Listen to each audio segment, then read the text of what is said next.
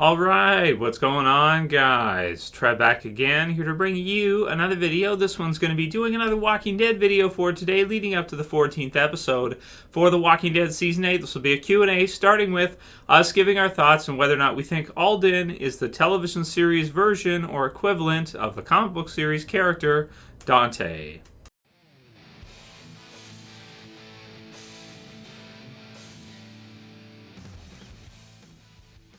And spoiler warning, as per usual, if you guys are not caught up for The Walking Dead, which is up to the 13th episode for The Walking Dead Season 8. So we have 3 episodes left for The Walking Dead Season 8, and then Season 8 is over, and we start Fear the Walking Dead Season 4, which is going to be a lot of fun. Really looking forward to that. If you guys didn't see it yesterday, I did a trailer review, which I'll have in the end screen video credits here for you guys, so you can click that video after you're done watching this one to hear all my thoughts on the Fear the Walking Dead Season 4 trailer. They finally released a full-length Fear the Walking Dead trailer, so it's not like a teaser or just like a small clip, but it's a full-on, regular trailer that we're used to, and it's about time because Fear is just a few weeks away to its start. So definitely, after you're done watching this video, check that one out, as well as Q&A about Tara, whether or not we think she's going to survive, review for episode 13, and predictions for episode 14 were all posted in the last day or two. So those will all be in the channel for you guys. If you missed any of those, you definitely want to check them out. So for this one, Alden, the TV series version of Dante. So Alden is one of the saviors who is sort of captured and brought to the hilltop in Season 8. And we kind of get to see, especially recently, when the saviors escape, he stays behind. So he decides to, I want to say, become a survivor here and stay with the survivors and leave the saviors. Also is willing to tell Rick and tell Maggie, or at least it seems like tell Rick from the promo for episode 14, where the saviors most likely have gone to, and give them the information they need. So it sounds like Alden really is a full-blown survivor at this point, or if he survives the season, he will be affiliated with the hilltop probably going forward in the future. So he is a pretty nice, good guy type of characters from what we've seen so far that just happened to be sort of thrown in with the saviors. It sounds like maybe he, I don't think we saw that part of his backstory, but maybe he ran into them, joined them somehow, and didn't realize they were such bad guys. By the time he kind of got into it, kind of realized it's not something you can just kind of walk away from so easily. They are pretty formidable and they're pretty scary, so you kind of have to just go, once you get into their net, it's pretty hard to fight back against the saviors, as we're seeing here with All Out War, and especially for one person by himself, it's almost impossible. So Gary Landers sent this one through, as well as CadeCurran. Gary said, Trev, ever since I saw Alden's interaction with Maggie, all I could think is, that's comic Dante. No spoilers, but I like the direction it's going. It's pretty obvious, don't you think? And then Cade said, is the savior that stayed behind at the hilltop the TV series equivalent to Dante from the comics? So I think so. Simple answer is, it really looks like it right now. Unless they swerve us and they throw us through some kind of a loop. It really looks like right now that's what we're seeing with him, and it looks like we're seeing Henry be the 2.0 version of Carl.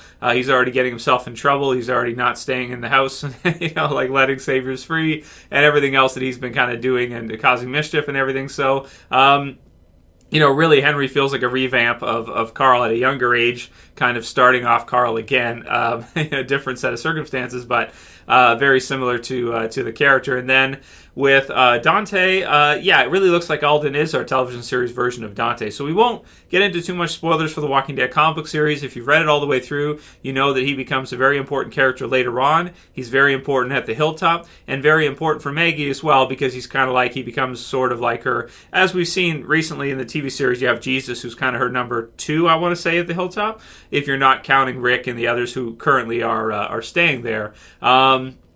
Dante in the comic book series version becomes another character like that who's, very close to Maggie and works with her and protects her and that kind of thing as she's leading at the hilltop. But the TV series version, though, there's no guarantees. We don't even know if Maggie's going to sign on for Season 9, if they're going to have to recast her, what they're going to do with Lauren if she doesn't re-sign, so hopefully she does. but there's just no telling right now. We still don't have any news about that. So different things can happen with the TV series that could cause the story to evolve differently and change. But from what we're seeing so far, it certainly looks like he is that character. And, I think he's been, a pretty good character, warm to the audience, warm to the people of the Hilltop and that. And, it really looks like he's the TV series version of Dante. To answer your question simply, yeah, I think so. I think that's what they're doing. And then we'll get into some more of your guys' questions. Michael Jacob says, wasn't Heath confirmed to return this season? Only 3 episodes left. And yes, he was. He was confirmed to return. We do have the finale is going to be extended by a little bit. So we'll get a few more minutes there longer than just 3 regular episodes. But you are right that there is only 3 episodes left. So we should be looking to see Heath return pretty soon if they're going to do that at all. And they did say in interviews that he was going to return. I thought Scott Gimple confirmed that we would see him again this season. And we have not so far. So... maybe in the finale, we could see him be the start or the setup to Whispers or something like that. But there's other missing characters as well, too. You have him, he's missing. You have Sherry, who's been missing for a while, too. You have Laura now, one of the saviors, who, after finding out that Dwight was a turncoat, she didn't seem to return, and we haven't seen her since. So there's quite a few characters out there kind of in limbo that we just haven't seen recently. We don't know what's happening with them. Are we to assume that zombies got them, or they joined the Whispers or something else? It could be very interesting. So we'll have to see. But I would not be surprised if Heath was definitely one of kind of our lead-in point of view characters for the Whispers in the finale or maybe episode 15. I don't think we'll see him this weekend in episode 14. I think that'll be like right at the end of the season probably. Right. YouTube user Rick says that Season 8 equals amazing season. And it really is. If you look at Season 8 all the way through, you look at what they did in the first half, pretty big mid-season finale with the big death there. And then this half as well, too, with the concentration on Simon. They've mixed things up a little bit where it's not so easy to kind of predict and say what they're going to do. I think it's been an awesome season. I've really been enjoying it a lot. And even episode 13 was not a bad episode. I just felt like they tried to do so much that it was kind of crazy to kind of keep track of everything as everything was happening kind of all over the place. But Zombie Tobin was really cool.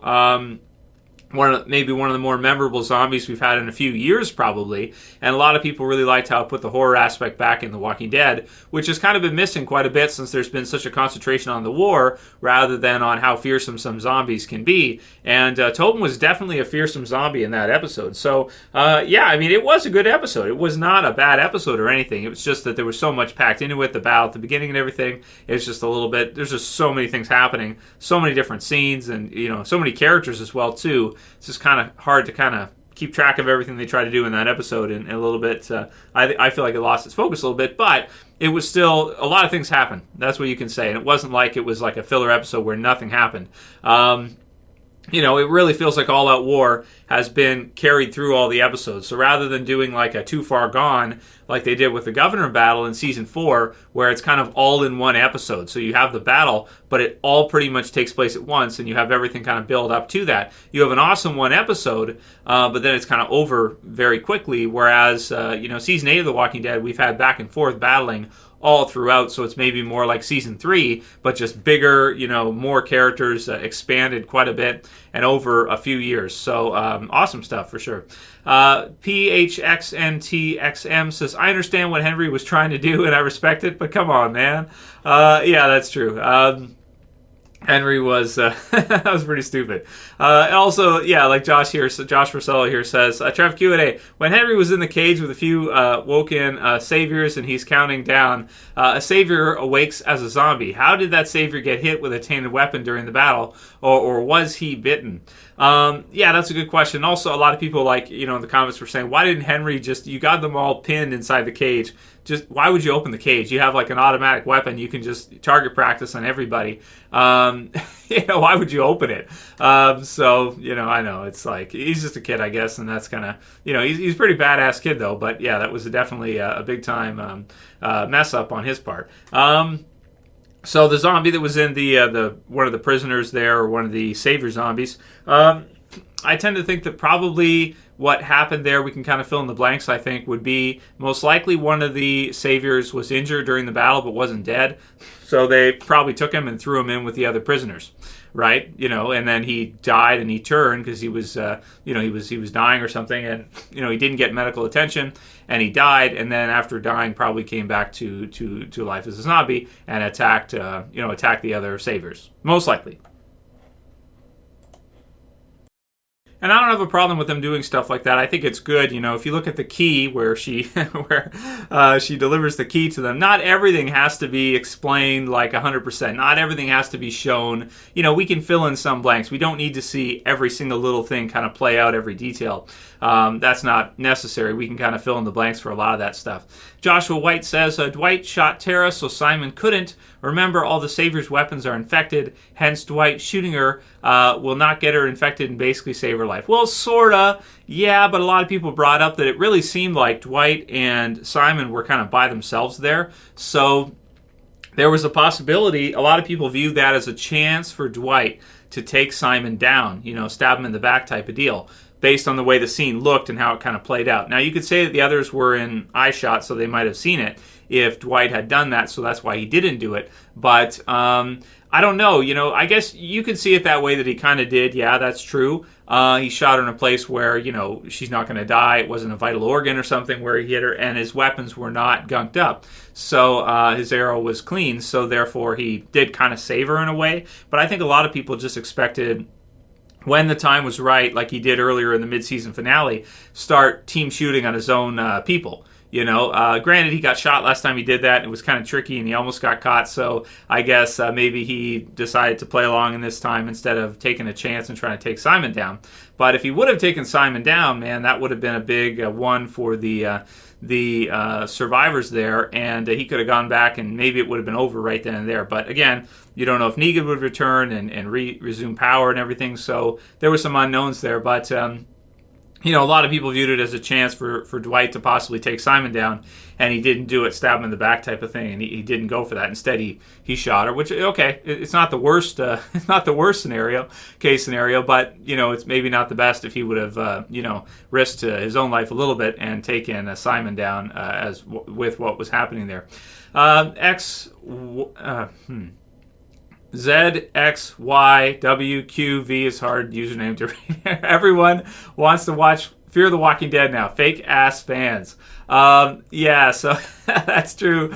It's really weird what's happened with Fear the Walking Dead going into season 4. Basically, you have back, a couple years ago, Fear the Walking Dead season 2, and even season 3 as well too. Nobody cared about Fear. Hardly anybody gave it a chance. It had its audience. It had some people, hardcore audience, that really gave it a chance and really liked it. And I was included with that. I reviewed every episode. I never missed an episode with you guys. I always watched it and I always liked it. But now with Fear the Walking Dead season 4 and Morgan crossing over, it just looks so good. Everybody's like, on Fear and is hating on The Walking Dead. So audiences are fickle is what it is, and what can you do? But yeah, it's kind of, I hear what you're saying. It's kind of true that the Fear the Walking Dead is like hot now, so everybody's on that, and kind of people are kind of hating on The Walking Dead, and kind of, it's like, make up your minds, right? So I get what he's saying here.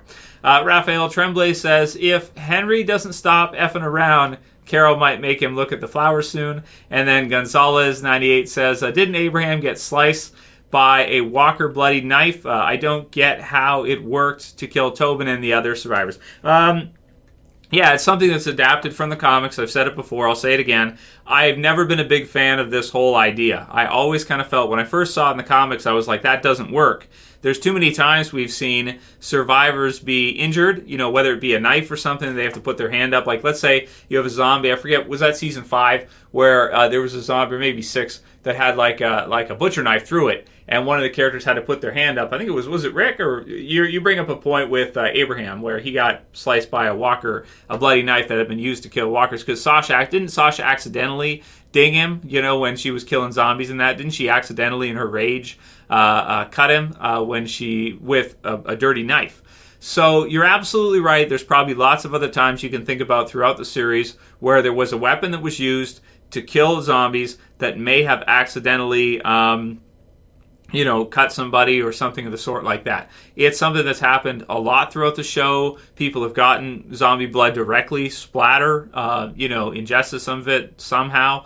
And, you know, there's lots of times you can point to throughout the series, and it never seemed to work before. So it's pretty strange the way this kind of whole thing comes together. I view it personally as a plot hole and just something that maybe was written in. Maybe Kirkman didn't think of it all the way through and didn't realize, like, okay, if this works, because it shouldn't work, right? It really, if you think about it, if you want to be canon 100%, the infected blood thing should not work, right? It shouldn't. But I do think it is a plot hole. It happened in the comic book series as well too, same kind of thing, and it seems to work in this case. But it didn't seem to happen earlier on in the series. So I agree with you, and I never liked it in the comics, but you know, I just kind of warmed up to it with the TV series just to say, well, whatever, it's just a plot hole. You know, it's going to happen sometimes. It's what it is. INBK Gamer says, Henry is so effing annoying. Who killed my brother?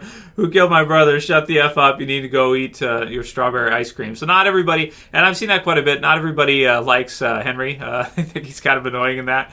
So we saw the same kind of thing with Carl before he was killed off. Once he was killed off, then everybody loved him. But there was a lot of people who hated Carl before before he was killed off. And maybe some that still do and stuck to that and didn't flop on that one. The last one will be from Joey Marie 79, who says, I was really ready to give up on Tara, but after tonight's episode, with her defending Dwight and calling things squared with Denise, was redeeming in my eyes. I may be one of the few that wants to see Dwight's character around for a good long while. Now it's just Daryl that's pissing me off. I wish he'd give it a rest. I want Dwight to make it. And there is, of course, also the question of Sherry being out there somewhere. And, you know, if you kill Dwight off, then how do you merge Sherry back into the series? Because if you kill Dwight off, you might as well probably forget all about Sherry. You know, I don't know what you would do with her if Dwight isn't there. So I am tending to think right now that Dwight probably will survive, you know, at least this season, and we'll probably see him in season 9. And I like Dwight a lot more now as well too. He's helped out the survivors a lot, and he has helped out the survivors quite a bit, giving them weapons, inside information, letting them know where to go, where the outlooks probably were, the notifier saviors that were kind of in and around. And earlier on this season, near the premiere there, he helped out a lot. He helped out a lot in the mid-season finale there. So without him being on their side, they may have lost in the mid-season finale. If you think about how things were going there and him and his group coming in. If he wasn't there, or if he was killed and someone else was there, they might have came in and it might have been bad. So the survivors may not even be alive at this point if it wasn't for Dwight. So pretty cool. Anyway, that'll be it for today's Q&A, guys. I hope you liked it. If you did, please don't forget to leave a comment below. What do you think about this new character, Alden? How do you feel about Henry and The Walking Dead Season 8 as a whole? And yeah, if you like this video, please thumb it up below. Check out these other videos here if you want to see another one. That's it for this one. I'll see you guys again soon for another video. As always, it's Trev, and I'm saying peace. Later, guys. See you soon. Well, I hope you're wearing your subscribing pants. What? Your subscribing pants. Because you're going to subscribe to this channel wearing those pants.